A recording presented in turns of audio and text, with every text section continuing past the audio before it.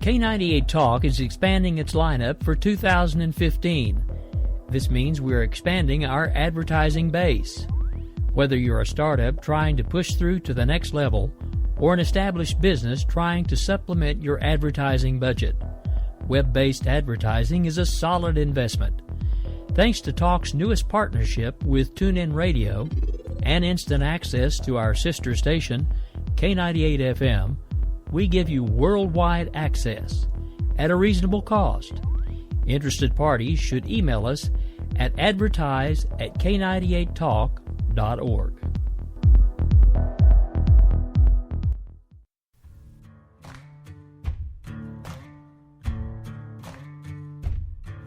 K98talk.com, a leader in internet radio. So grab your seatbelts and take the ride of your life on K98talk.com.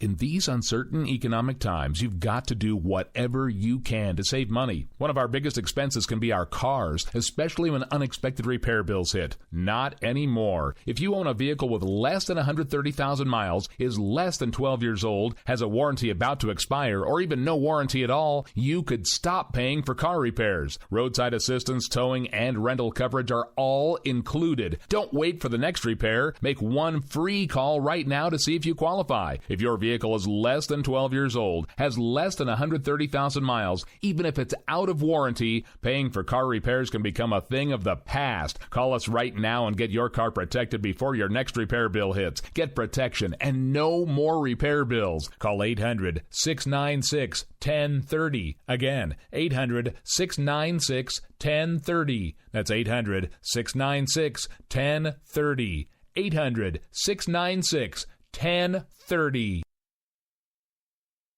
Joe had huge problems with the IRS. I knew it was coming. I hadn't filed taxes since 1990. All the IRS letters coming in added up to a nightmare. To get up to like $68,000, my heart started beating fast. It's like, there's no way, man. I mean, I ain't going to be able to do this. Then they stopped his paycheck. So that's when I started making phone calls and found U.S. Tax Shield. U.S. Tax Shield went to work immediately. They just took the bull by the horns. What blew my mind is he called the IRS right then and there. So why is U.S. Tax Shield A+ rated with the Better Business Bureau? Joe knows. They saved me a ridiculous amount of money. If you owe more than $10,000 to the IRS or state, choose the company Joe chose, U.S. Tax Shield. It was the best decision I made. U.S. Tax Shield is the way to go. Life is good. Thank you, Lord.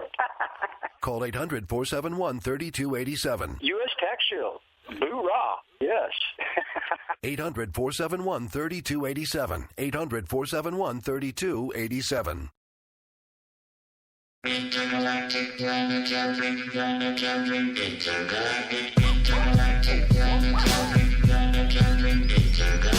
Welcome to the podcast you've always wanted. It's The Right Angle with Bill and Leslie.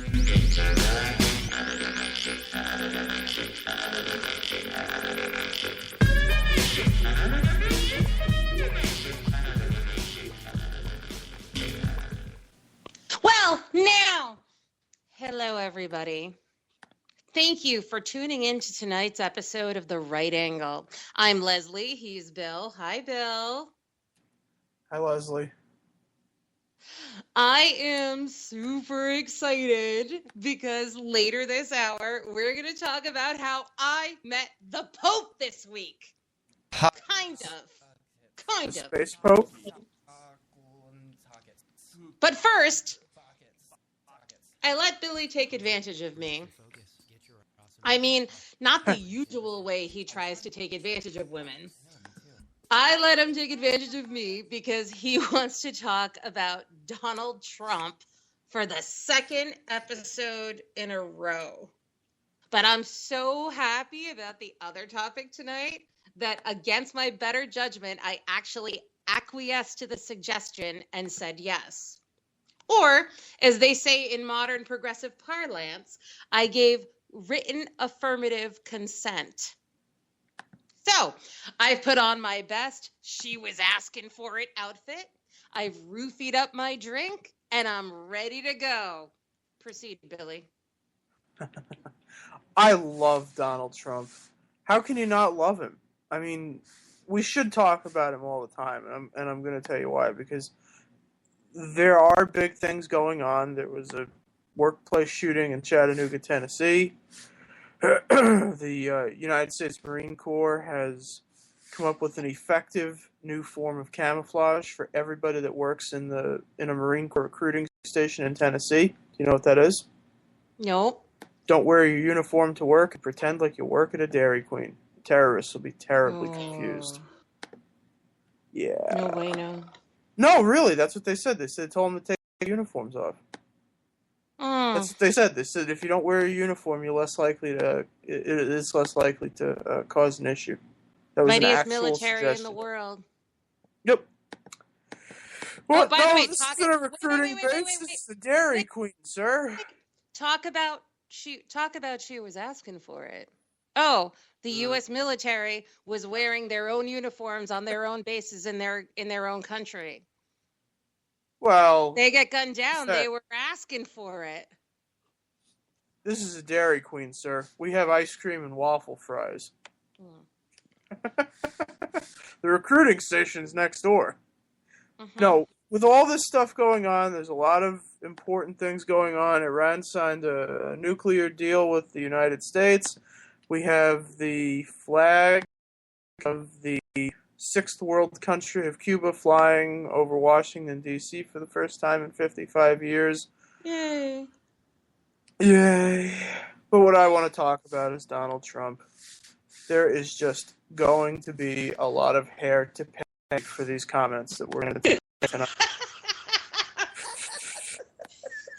As I was discussing with a friend today, Donald Trump is sort of like a high holiday, a holiday for Jewish comedy writers. They thought that he would burn out in 1 month, and he lasted it.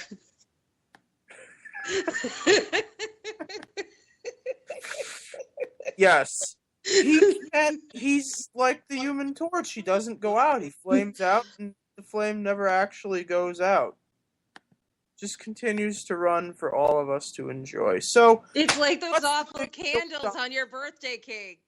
The awful candles. It's like those ones that won't stop going back on fire. Remember those, the joke candles? Yeah, that's what it is. You blow it out. Oh. Okay, it's done. It's done. Just give me the cake. I just want to cut the damn cake. Nope. Lit up. Nope. We gotta have a big fucking Trump, Trump a Hanukkah celebration. Trump a Hanukkah. It's a new word now. Trump a Hanukkah. No, this is absolutely absurd, and I can't get enough of this man because it's like watching a train wreck. I just want the police to pull the body a little closer so I can see what a body twisted around a metal A-frame looks like. Ew. He actually had the balls to say that that John McCain is not a war hero. Now, John McCain is a lot of things. He may be a liar. He may be a communist. He may be a jerk-off. He may be a squish. But he is not a porn star. Oh, right. Anyway, he is a hero. Oh. Are you mixing this up with some other podcast? Possibly. This is what happens when you drink gin and tonic. Oh, I see. Oh. Okay, see, this is... Now, if you were on your other podcast, it would be like, okay, edit point, we got to edit this out. But since we're live, hurry up and correct it.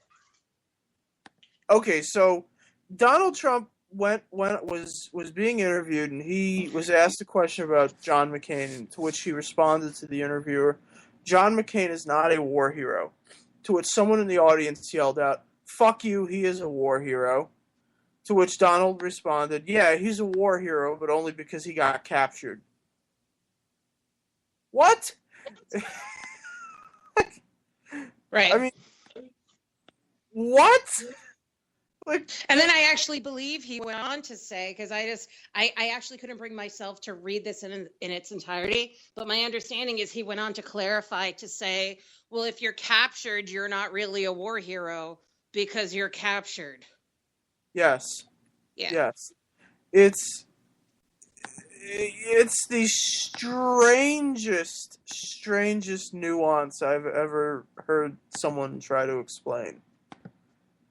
No, look, he's not a war hero because he didn't actually do anything. He was captured, so, dude, fuck you. That's not nice. That's really not nice. Never mind that they what I want to offered. talk about tonight is I want to talk about the surge. The surge. He and Bernie Sanders are surging on a tidal wave of yellow and brown hatred. And I didn't think that Bernie Sanders was just as big of a quack as he is. I thought they were, I thought they were both quacks, but I thought they were like quacks of a different color. Exactly. They just hate Quacks on completely divergent paths. And this is, I just got to tell the listeners, like, Billy and I must have ESPN, as I call it. We must be reading each other's minds because we didn't talk about this part of what we're going to address on the episode tonight. But I was thinking exactly the same thing. Like, holy crap, Bernie Sanders and Donald Trump are converging in their quackitude. Yeah, into like one big quack Sunday. Yes. Like, it's weird. And let me give you a hint on this one. This is from Bernie Sanders. I don't think I have to elaborate on the fact that when Americans go shopping, they walk into a department store. Just look at the labels. Look where the products are manufactured. And time after time after time after time again, where the products come from is China, China, and China. This dude is absolutely, completely out of his mind. And I'm honestly quite astonished by it. I didn't really realize it. I knew that there was something kind of off about Bernie Sanders, but I could never quite put my finger on it. And then I read this really awesome story from Kevin Williamson in National Review the other day. Mm-hmm.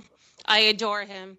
Yes. I don't adore him, but he tends to say things like I say a lot. He tends to say things that I think, but just in a, intelligent way.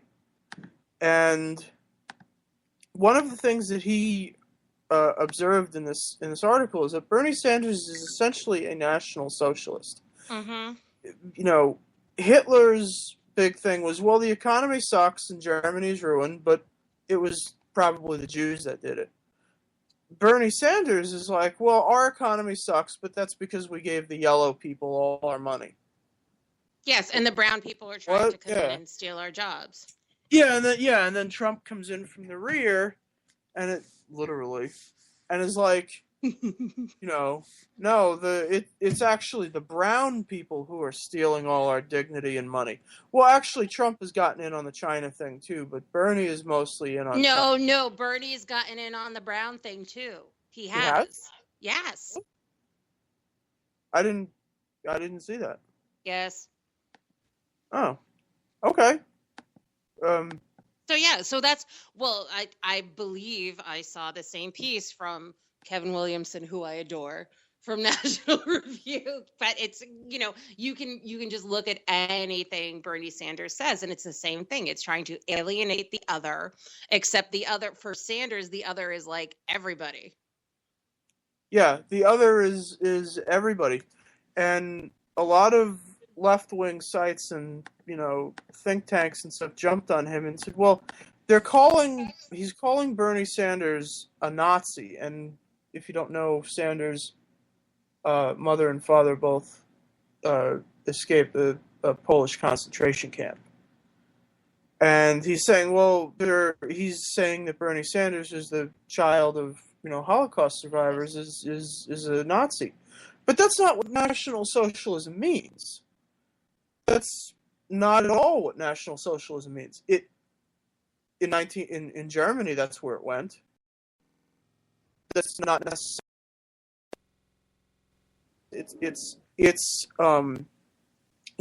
It's what we're seeing from Sanders and Trump. Our country has problems, and it's someone else's fault, not ours. And if we can just rein these foreign invaders in, who are, unduly influencing our trade and our money and stealing our jobs and all that other stuff, then we'll be copacetic. Well, but isn't that only kind of part one of National Socialism? Isn't that the national part of National Socialism, and then the socialist part kicks in? Correct. Well, National Socialism is just nationalism with a touch of socialism. Right. So but I mean, there's the socialist part too. So, Yes. But I mean, I would dare say, like you're saying, oh, National Socialism isn't Nazism. I don't know that I agree with that. Like Nazism is it's if you're saying Nazism as it happened in World War II Germany, it kind of went to its own extreme. Correct. Yeah. It wasn't necessarily that National Socialism is about building concentration camps and doing Right. away. It's But just how it was implemented in that case. Fervor, it reaches a fever pitch sometimes, as it did in Germany, and that's where it happened to go there. Right. But I think it's absolutely wild. And again, once again, why I allowed you to roofie my drink and make me talk about Trump for the second time when I didn't even want to talk about him the first time. I was completely blown away that Bernie Sanders is on a parallel path with his rhetoric kind of paralleling Trump's rhetoric. Are you kidding me? It's scary. Yeah. Now, I want to talk about something. Go ahead. Go ahead. I was just going to say, you heard it here first on The Right Angle. Last episode, we said, hey, Trump is a little bit like Hitler in this way. And boom, here comes the socialist saying the same shit. You heard it here first. Yeah, and it's a little bit scary. I want to talk about something that I was talking about with somebody the other day, which is, a lot of people make a really big deal about Bernie Sanders and the numbers that he's getting. Well, he had 15,000 here, he had 10,000 here. But if you do two really, do you remember when I was commenting on the Occupy Wall Street stuff, and they would talk about like, oh, they had 100,000 or 50,000 or whatever thousand, tens of thousands of people at these rallies, right? Mm-hmm. And they would make this huge deal about it, and they would show all these like aerial photos from, a bird's eye view with a little drone they had, or with a monopod 30 feet in the air or something, right? Mm-hmm. And they would go, well, this is proof positive that we have, 30,000 people at this rally. Mm-hmm.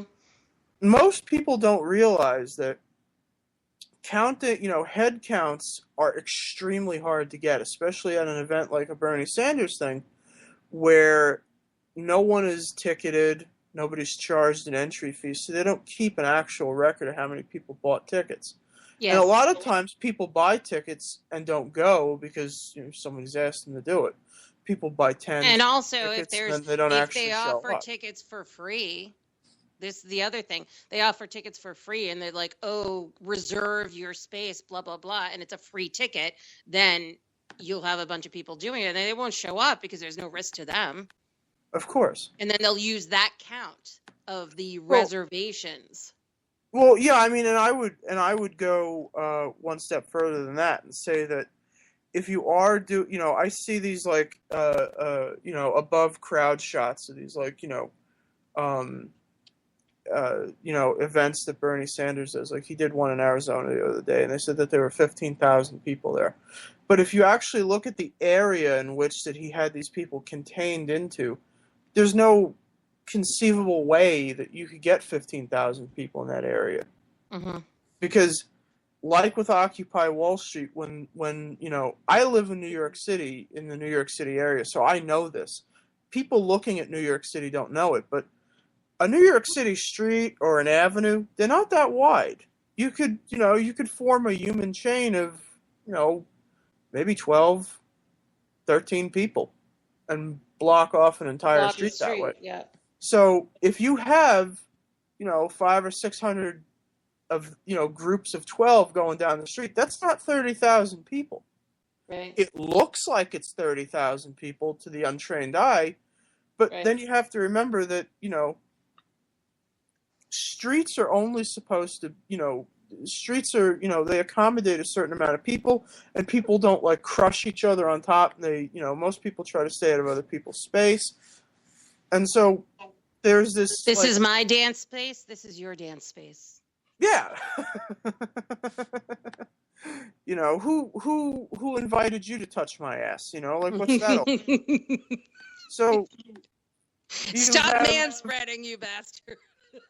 Yeah. Exactly. No, but that does occur. Yeah. And so what I'm trying to say is that if you look at these events, Ralph Nader used to employ this tactic. Do you remember when Ralph Nader ran for president? Certainly not. Okay. Ralph Nader ran for president. Well, I volunteered for Al Gore in high school. Oh my God! There's our who knew. We used to make a lot of jokes about Ralph Nader's events, because Ralph Nader would do these events and he would, they would say that they would get like 20,000 people, 10,000 people, whatever. Half of the people were paid to be there. Some of them were volunteers. A lot of people brought their relatives. They overestimated the counts. And in the end, do you remember President Ralph Nader? Certainly not. You know why you don't remember President Ralph Nader? Because he wasn't elected? Because he was more P.T. Barnum than Teddy Roosevelt. Uh-huh. Oh, you're bringing this full circle, aren't you? Yeah, I'm trying. Oh my God. But it's the whole politics, all war is deception. And so you get like these events with Bernie Sanders and Donald Trump, and we know that Donald Trump pays people to come. He's an exceptionally wealthy guy. He doesn't mind saying, I'm a wealthy guy and it helps to be wealthy. He pays hundreds of friggin' people to come to these events, and then pronounces that he has 6,000 or 7,000 people. What they're doing, Bernie Sanders and Donald Trump, is actually a little bit of showmanship. What they're trying, well, on Trump's case, it's a lot. But what they're trying to do is they realize that they are just children playing politics, and they have no real experience running a campaign like this on a national level. So what they're hoping to do is pretend like they have some kind of public mandate, and they have some kind of, bizarre public appeal, and that way people will get interested. The media will eat it up. Even if you paid 10,000 people to come to a Donald Trump event, people will pay attention to it, because the fact that he paid them to be there will just get totally lost in the fact that there are 10,000 people there. Because by the time that gets exposed, it's 2 or 3 days later, and he's already gotten the mentions for it.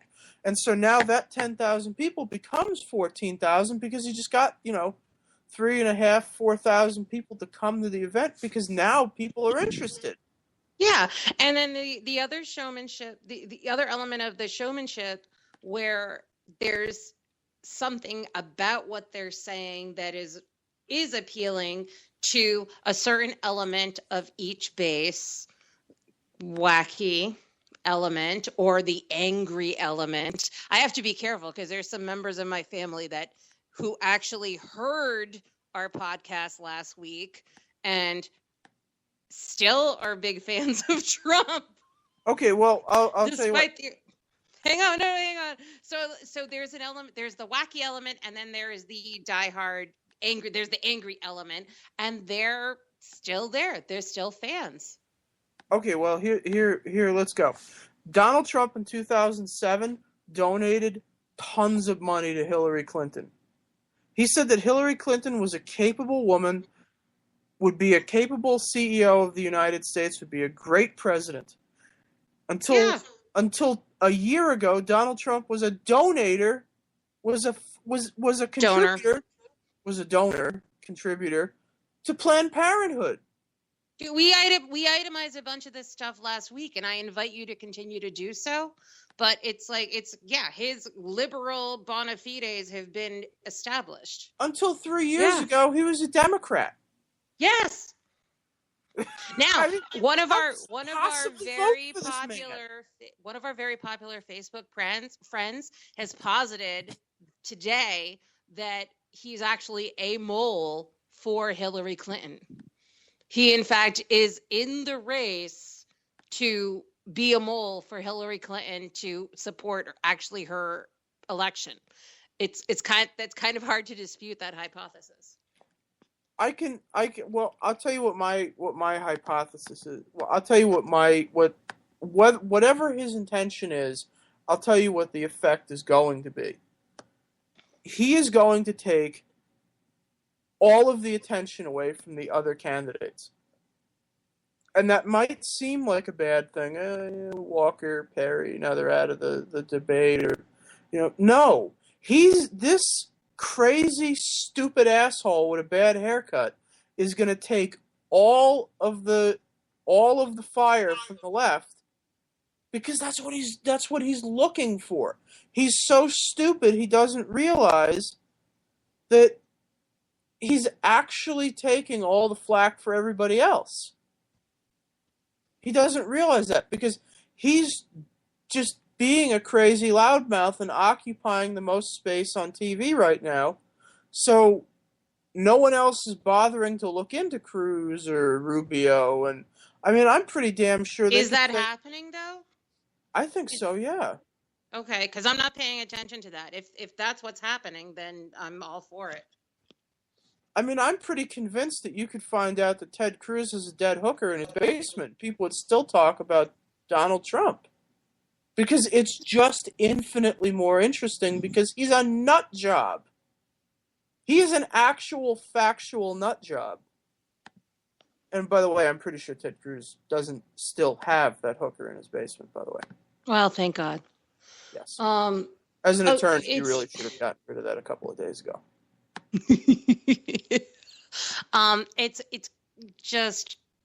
It's completely become a WWE, or for those of us who are old enough, a WWF break. It's not even the main WWF show. It's the break where they bring the two guys on air, the guy and his manager, and they just bloviate and pontificate and yell for about 2 minutes, and then you go to commercial, and then you wait for the next one. Like this is what it's descended to. And I think most people who are paying attention would argue that it's got there a long time ago, but it's just today. My God, like you're going to talk about Lindsey Graham now? Oh, right. I forgot. Oh, that was the other thing. Yeah, you go ahead. So, and this is where I'm like, okay, so it's professional wrestling now between Sanders and him. Now it's just professional wrestling, and it was it today? The phone thing? Yes, that was today. God, because I can't. It's like I can't keep track. He was doing a speech where New Orleans or something, and not sure. Apparently before the speech, Lindsey Graham called him a jackass, Senator Lindsey Graham. And during the speech, he actually publicly declared Lindsey Graham's mobile phone number. He held up a business card or something with Lindsey Graham's phone number written on it. Yeah. So this is Lindsey Graham's phone number. That's basically what like a spurned chick does if a famous guy doesn't call her after meeting her at a club. This is actually the second time he's done that, by the way. Really? Yes. It's the second time. Okay, tell us about that. When he was dumped by Univision. Remember that whole thing with Univision? Like last week? Like 2 weeks ago? Yeah. He gave the cell phone number for George Ramos, one of the reporters on Univision. He gave the guy's number out on Twitter. And so he's crazy. He's this crazy. Thousands of people called him on the phone. Thousands of people called George Ramos on the phone, and he had to get a new cell phone number. Yeah. So, and my first reaction is, this is exactly the guy you want to have the nuclear codes. Yeah, this is exactly, and you know what? I have to give props to somebody at I think it was at MSNBC today. They actually asked a really great question of him. I don't remember the reporter's name, and I don't remember what show it was on. I just saw a clip of it on Mediaite or BuzzFeed before we started the show. She said to him, very pointedly, if you become president, is this the kind of behavior that we can expect from a president of the United States? Like, if you get upset with Vladimir Putin or something, are you gonna like tweet his phone number and tell people to call him? Mm-hmm. And I think that was a totally honest and really good question, actually. The first good journalism from MSNBC we've seen in like 10 years. Yeah, I mean, that was a really great question, and that was the question that was on my mind. No Was shit. like, if this dude was made president of the United States, would he do this kind of stuff as president? Like if you get pissed at the Joint Chiefs of Staff, are you gonna like release a bunch of military secrets or some shit? Yeah, like where would his desire to be a member of 4chan end? Like, how many people would this asshole just dox drop on the internet when he gets mad?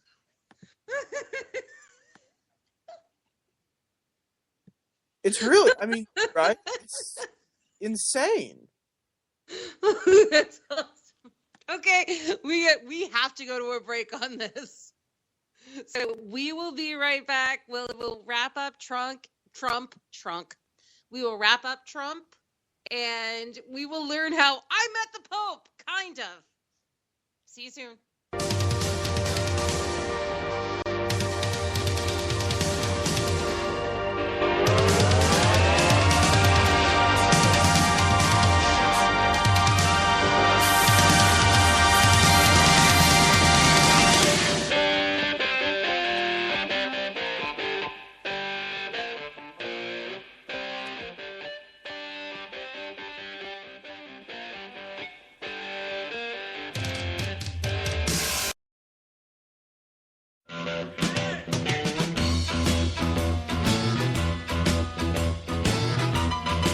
Red Nation Rising brings you Town Hall Radio. From a single tweet to 3 million a month, our community is a force to be reckoned with on social media. So don't miss our show, Thursdays, 8 p.m. Eastern on K98 Talk. Our chat room is our co-host, and you ask the question. Join us and be heard. So get ready to sound off on Red Nation Rising Radio. No one else is going to do it for you.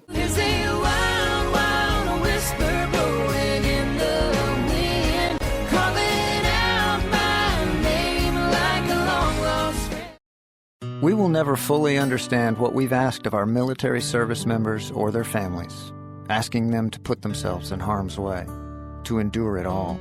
But we do understand that it's our turn, our duty, to keep them secure for the rest of their lives. Wounded Warrior Project long-term support programs help our most severely ill or injured veterans live independently, at no cost, for life, so that they might stand at ease. Join us at findwwp.org. This is JD. And this is Stacy. Join us Tuesday nights, 10 p.m. Eastern, for Game On. Remember, lock up the children and the old folks. Game On, the home of liberservative conservatism. Where no one is safe, no one is spared, not even the hosts. Oh, that was supposed to be a spin cycle. I'm sorry. Yeah, that's okay.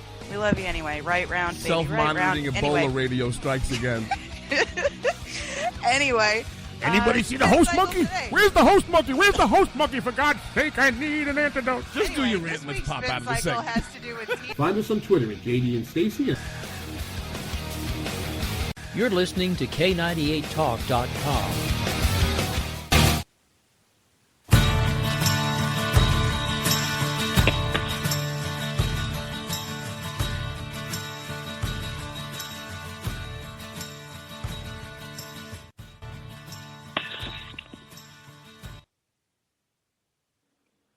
Yes, we're back. Thank you for continuing to join us on The Right Angle with Bill and Leslie. We say goodbye to Donald Trump and Bernie Sanders for this episode. Thank God. Bill, you're all set with this, right? Yeah, I'm done with Trump Hanukkah for the moment. Trump-Hanukkah. Something tells me we will be revisiting him. Yeah, this will be Sanders. something next week again. Something tells me we'll be revisiting him. Told because, you, he's a wreck that won't burn out. But it's not even that. It's like, wow, he's. I think he has like a devious plan, some kind of evil plan going on, and I think we have to keep our eye on him. And anyway, it's hilarious. So now I'm so giddy to talk about this that I'm not even organized. I'm still not organized because I met the Pope this week. Okay, it's not the Pope. I don't even know what the space Pope means. What does that mean? Futurama thing. There's a space Pope. I'm not a fan of Futurama. Never mind. Okay. Okay, it's not the Pope. It's not His Holiness Pope Francis.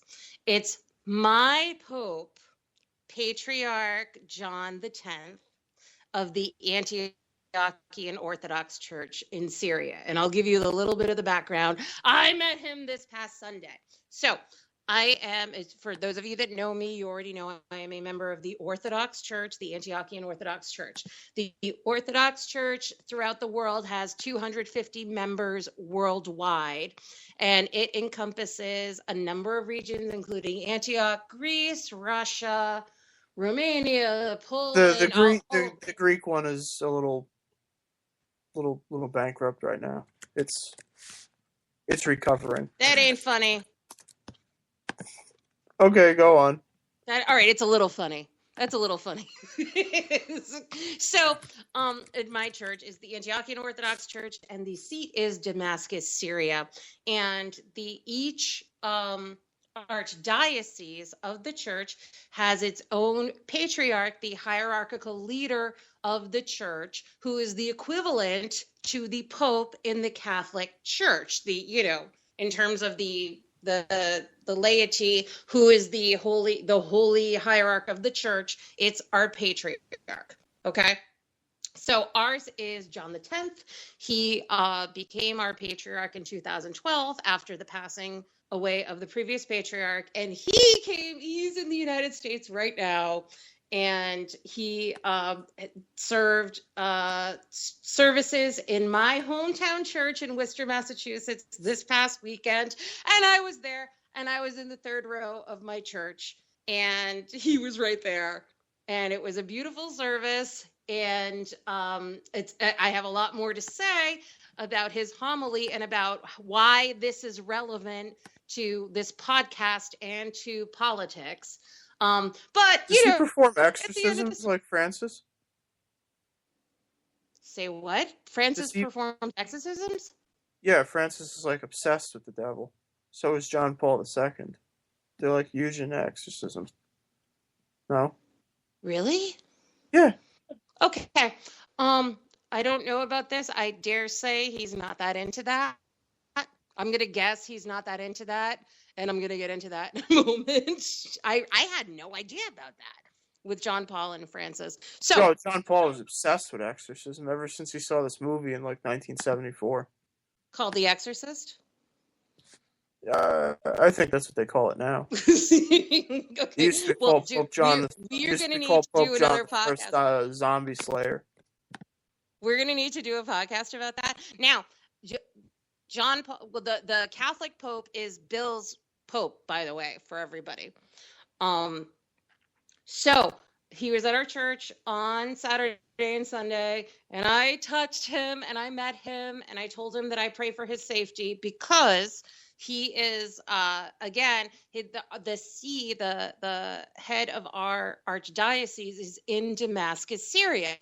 And we all know what's going on with Syria and the Middle East. And we all know there's an extermination of Christians in the Middle East, Syria, Iraq, Lebanon, all over that. Now, here is the corker. The brother of our patriarch is the Metropolitan Archbishop of Aleppo, Paul. And he and another bishop were captured by Al-Qaeda in Syria in 2013, and they haven't been heard from since. In addition, the sister of our patriarch John is a nun. She's a nun in some undisclosed monastery in Syria, the same monasteries that ISIS keeps attacking and kidnapping and killing nuns. So the magnificent and miraculous thing to me, the first thing, is that this holy man is the leader of our entire church. He not only is his life in imminent danger all the time, but his own brother is missing. And his sister, if she's not missing, who the hell knows? Who knows? But if she's not missing, certainly other monasteries in the same country have been attacked. And he continues his mission, his holy mission. He continues to travel all over the world and lead our church and lead with a mission and a message of looking for peace. The second thing, the ISIS guys are just looking for pieces. There you go. Well put.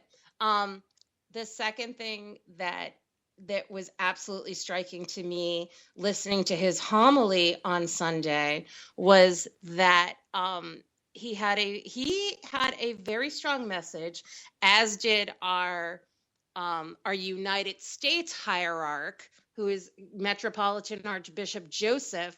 They both had a very strong message that Christians will not leave the Middle East. Obviously, they pray and they advocate for a peaceful resolution to all this, but both of their firm message was Christians aren't going anywhere.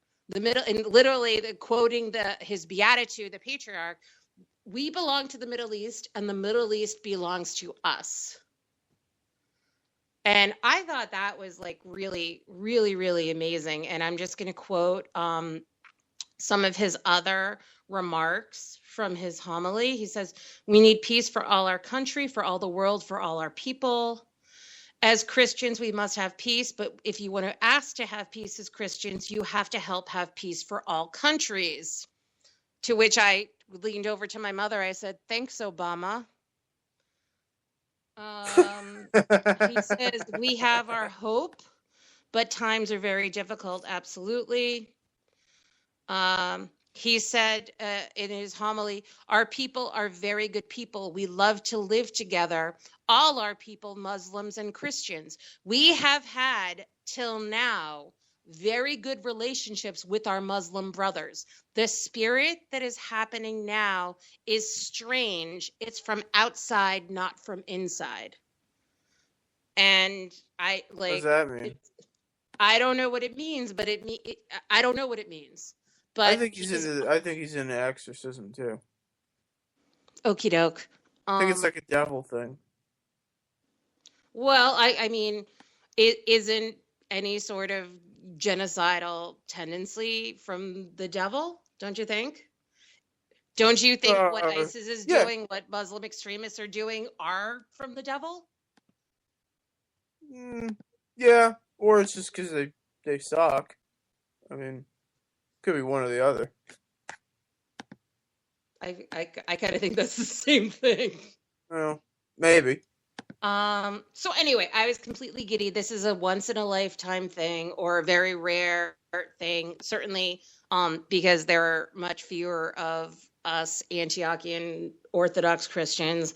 It's a little bit easier to get access to the person who is the equivalent of your Pope, but it was an unbelievable experience, and I'm very grateful for it. And I posted on Twitter, and I will again, some photos and videos from that Divine Liturgy. I call the beginning of the Divine Liturgy the clown car, because if you'll see in my photos, what? I call it the clown car. Because if you see in my photos, in an Orthodox church, the altar area is mostly hidden behind a row of icons. It's behind almost a solid wall with an opening in the middle. So in the beginning of and it's a small area behind there. It can't hold many people. But in the beginning of the liturgy on Sunday, they have like an entrance where all of the clergy, that was back there walks out, and it's like 25 clergy coming out of that little tiny area, and it just keeps going and going and going and going, and we're like, hey, it's a clown car. I get it now. Yeah. So that video is on my I wasn't sure where that was going at first. Yeah. Yeah. So no, it was spectacular. I'm very, very honored and blessed. I did actually have the blessed opportunity to meet the previous patriarch when I was a little girl when he came to Boston. That patriarch was Ignatius IV. And when we were little, we used to call him Big Ig. What? We called him Big Ig. Okay. That's that would be a hell of a monogrammed robe. Big Ig, yes. And so my final thing about his beatitude is that, do you know, Bill, what he did not talk about so far at all in his visits to the States? Donald Trump. Unlike another Christian hierarch that we both know. Donald Trump. He certainly didn't talk about Trump. I don't know what. Not one word about climate change or wealth redistribution. Oh. Well, I think it's hard when ISIS is doing the redistributing. You can talk about it. They haven't got very much to redistribute right now. ISIS is doing most of the redistributing at the moment. Yeah, they're doing most of the This belongs to global us. warming in that area too. Well, ISIS actually isn't redistributing wealth, I suppose. They're actually just, they're not taking stuff, they're just giving stuff to themselves. Yeah. So, that's what the IRS does. Redistribute to me. Yes. So yeah, I think now when I mention that during my tweets, which actually ties this back to the Trump and Sanders thing, when I mentioned, all I said was that, you know what our patriarch didn't talk about in his homily, global warming or wealth redistribution. I actually got attacked by a couple of people claiming that I was evil and spreading lies about at Pontifex. I could see how people might say that. Why? I could see why they would say that. I don't know why they would believe it, though, but I could see how they would say that. Yeah. So it to me, that kind of falls into the category of kind of being a fanatic to the exclusion of all facts. I suppose. All right. I don't know why people would care, though. No, I don't know. I generally don't care what Christians say about the Pope. It doesn't really bother me. Yeah. So I don't know why people get so touchy about it. Touchy is the right word, I think. But anyway, you really don't want to be touchy with the Pope, though. He might touchy you back. Oh, dude. Well, I'm a Catholic. I can say that. That ain't funny. I know. This like I can make all that. Oh, he touchy you back, eh? We're both going to hell. And with that, thank you so much, everybody, for allowing me to share my twice in a lifetime experience. And I pray that I'll have more with the visit of His Beatitude, Patriarch John X. And when we come back, a couple of who knews and Lord knows what else.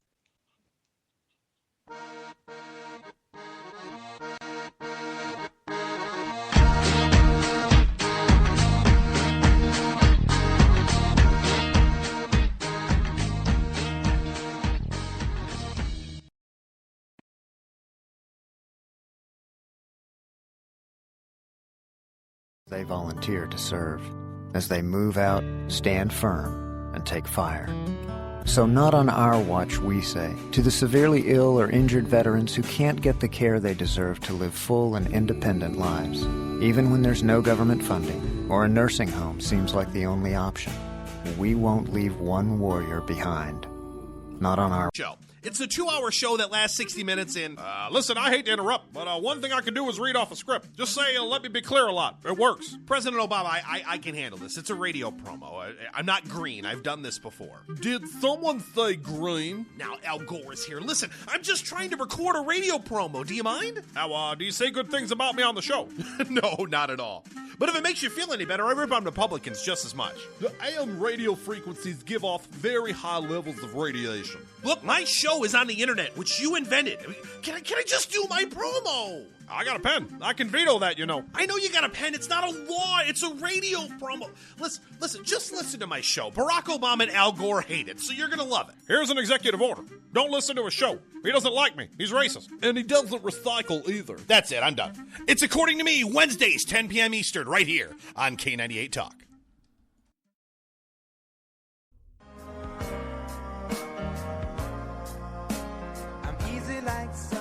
Wondering why you're up early with us on a Sunday morning making a cocktail? News lately got you drinking? Hungover from the mainstream media by Sunday? We are, and we got you covered. We sure do. We got your hangover cure for those weekly news blues. So sit back, top off your mimosa, and add some Baileys to that coffee. Take a match to your copy of the New York Times. Light, funny, and oh yeah, news with booze. And a lot of laughter. Welcome to Bloody Marys and Broadsheets.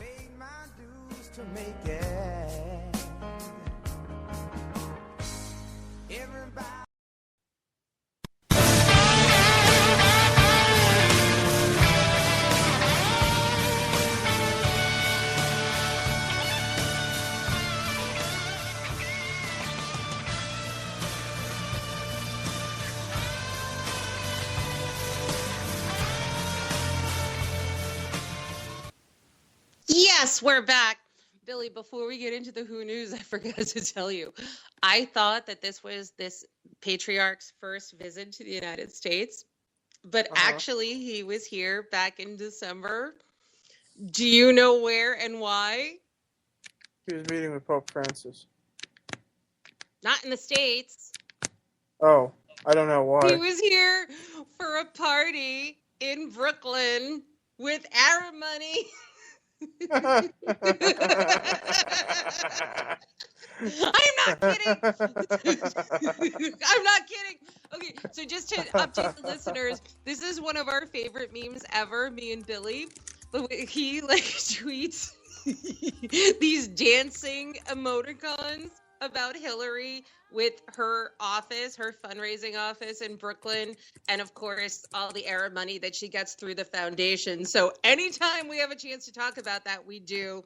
And it's hilarious that the first time our new patriarch came to the States was for the elevation of our archbishop, our head archbishop in this country, His Eminence Joseph, who was elevated back in December in Brooklyn. I just with tweeted Arab it money. for people who have never actually seen it before. You tweeted it? Okay. Yeah. Arab money. Anyway, so I'll never lose the chance to say that. Okay, so my Who Knew is Trump related. Trump tweeted or released a statement that Obama should send an order to lower flags to half-mast to commemorate the killings in Chattanooga. And apparently in this country, the correct term is half-staff. So I went to check that out because in my mind, I thought half-mast was the same thing as half-staff. But I learned today that half-mast is flying a flag below the summit of a mast on a ship. But the sailing ship, the term half-staff is used when referring to flying a flag below the summit on a flagpole on land. Billy, did you know the difference? I did not, but I can imagine Obama in like one of those kiddie pools with like a plastic like Mattel tugboat standing on top of it. Yes. Take the flag down to half-mast, Mr. Biden. I'm sorry. I didn't think. When you said kiddie pool, I thought you meant like the bathhouse. No. I thought you were talking about that kind of half-staff or half-mast. Ha ha ha ha. Okay, so that was a thing that people were criticizing Trump today for using the term half-mast, which is used for seafaring vessels, whereas half-staff is the correct term if it's a non-nautical, a land-based flag. So a couple of other cool things about this. It's actually only the United States where this distinction is used. In international English, half-mast is actually as completely correct as half-staff. We only use that distinction here in the States. And the other cool thing that I saw was that when you hoist a flag that is to be displayed at half-staff, it should be hoisted all the way up to the finial and then lowered to half-staff. And then when you're lowering the flag at the end of the day, once again, you hoist it all the way up to the finial and then you lower it. So I thought that was a very interesting who knew that is contemporaneous with this Trump quote unquote era today. Wow. That's almost as good as Donald Trump accidentally, putting Nazis in his propaganda photo. I don't think it's as good as that. It's almost. I mean, one is, of course, Obama can't speak, and the other is Trump can't give accurate directions on what to do. Because, U.S. Marines, Nazi Wehrmacht, it's easy to confuse those things when you're Donald Trump. Absolutely. What else you got, Billy? Oh, Apple apparently has $200 billion in cash on hand, but yet analysts are predicting the company is done for. Okay. Yeah, I'm not even joking. I wish I were joking. From Reuters, they're actually saying that Thomson Reuters is actually saying that Apple shares have gone down 7%, $121 drop. Despite the fact that they made $15 billion in China in a single year, and the company now has $200 billion cash on hand. They're the richest company in the damn world. They're like $170 billion richer than Google, but for some reason the company is doomed. That's weird. Yeah, it's really weird. People are so strange. That's weird. Yeah. So we're going to be talking about this again, obviously. Maybe they just hired Chairman Powell. Oh, yeah, maybe. All right. We got to get out of here. Where can everybody find you, Bill? I'm on Twitter at Defend Wall Street. Yes, and I'm on Twitter at LA Dowd, and recorded on the Snark Factor with Fingers Malloy and Midnight Movie Cowboys. Thank you so much for tuning in to us this week, and thank you very much to Ricky Robinson, patriarch of K98Talk.com. We'll see you next week.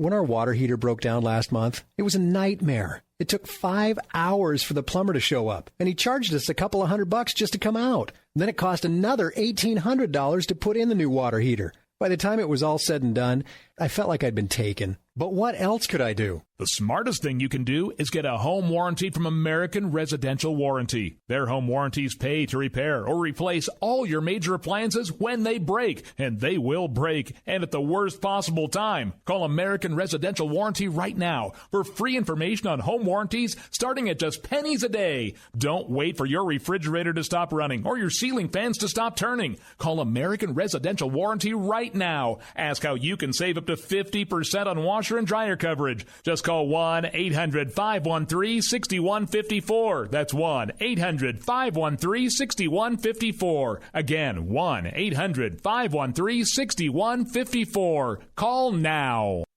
Tired of paying outrageous prices for Viagra? Well, we have great news for you. Now you can finally get Viagra at huge discounts. Healthy Man allows you to save up to $500 on Viagra. Why pay U.S. pharmacy prices of $15 per pill or more when you can get Viagra for less than $3 a pill? Call today and get 40 Viagra pills for only $99. This can cost as much as $600 at your local pharmacy. You can't afford not to call us. If you want Viagra at the lowest prices, never pay $15 a pill pharmacy prices again. Get Viagra for less than $3 a pill. Call 1-800-516-7602 today and save up to $500 and get 40 pills for just $99. Healthy Man is fast, easy, and affordable. Operators are waiting at 1-800-516-7602 to take your call right now. Call 1-800-516-7602. That's 1-800-516-7602. Again, 1-800-516-7602.